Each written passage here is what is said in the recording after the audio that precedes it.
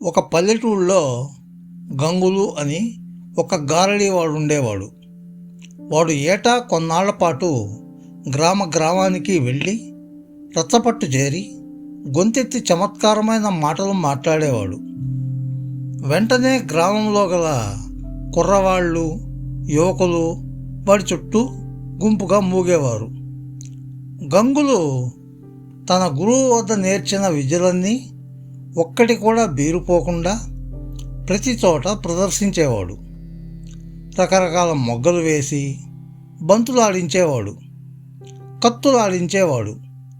చివరకు ప్రేక్షకులు ఇచ్చినది పుచ్చుకొని మరొక చోటికి వెళ్ళిపోయేవాడు. గారడీ విద్యలో గంగులను మించిన వాడు లేడని అందరూ ఒప్పుకునేవారు. కానీ వాడి సంపాదన 2 పూట్ల తిండికే చాలేది కాదు. వాడు అతి బీద స్థితిలో ఉండేవాడు. ఈ జీవితం ఇలా వెళితే ఈ ఇహలోకంలో సుఖపడలేదని విచారించను. చచ్చినాక ఆ లోకంలోనైనా దేవి అనుగ్రహం వల్ల సుఖం దొరికితే అదే చాలు అనుకునేవాడు గంగులు.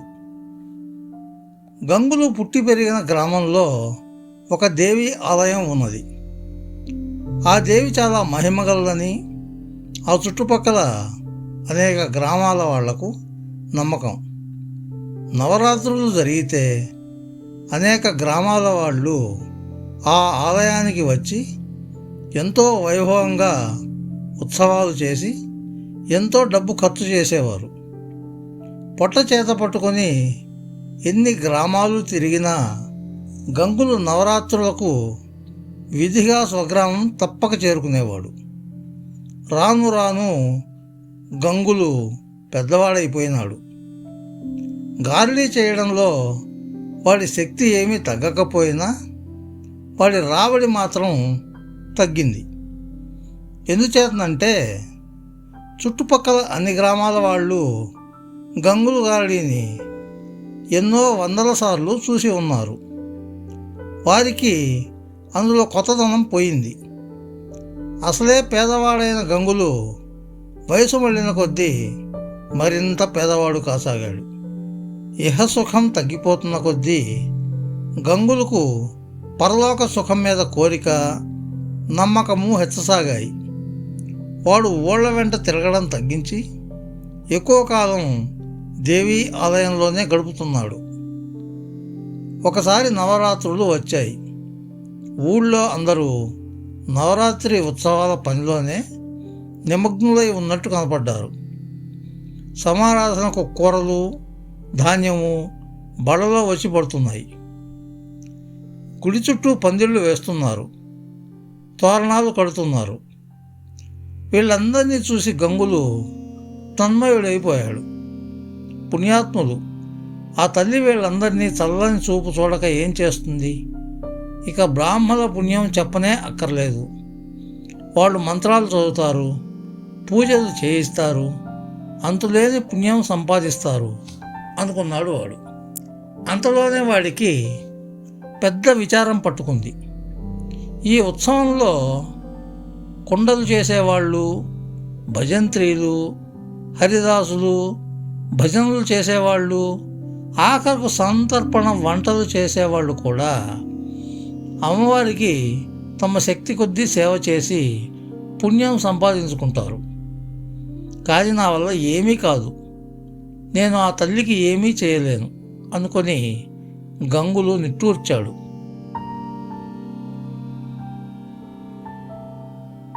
దేవీ నవరాత్రులు ఆరంభమయ్యాయి. 9 రోజులు ఆలయం భూలోక వైకుంఠంగా ఉంది.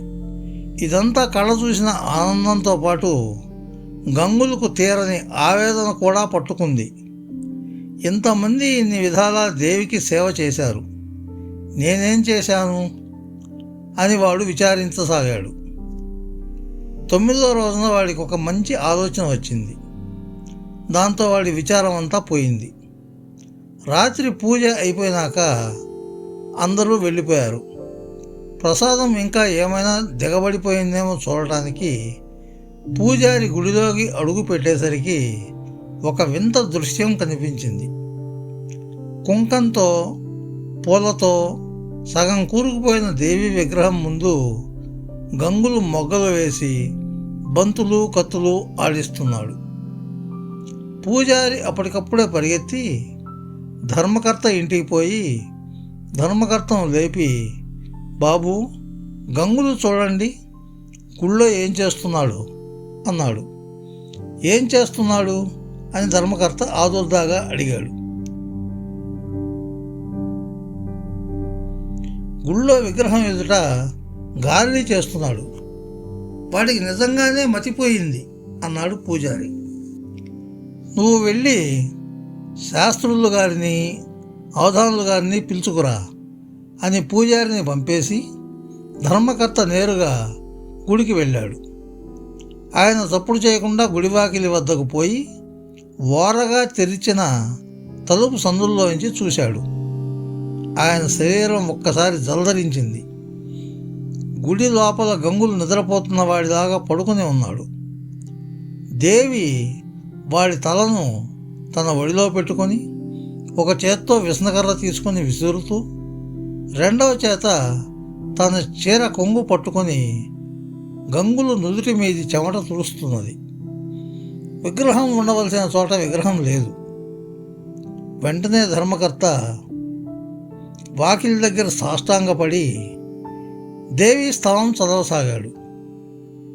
ఇంతలోనే మరికొందరు బ్రాహ్మణులను వెంట పెట్టుకొని పూజారి గుడికి వచ్చాడు.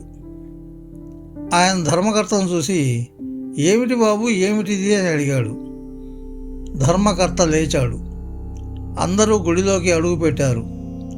విగ్రహం యథాస్థానంలో ఉంది. గంగులు నిశ్చింతగా నిద్రపోతున్నాడు.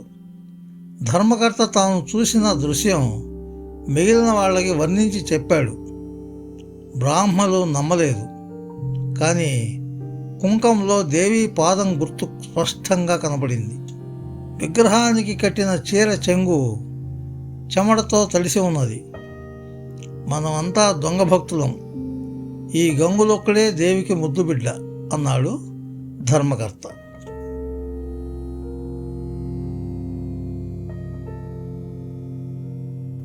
ఫ్రెండ్స్, ఈ వీడియో మీకు నచ్చితే లైక్ చేయండి, మీ మిత్రులకు కూడా షేర్ చేయండి.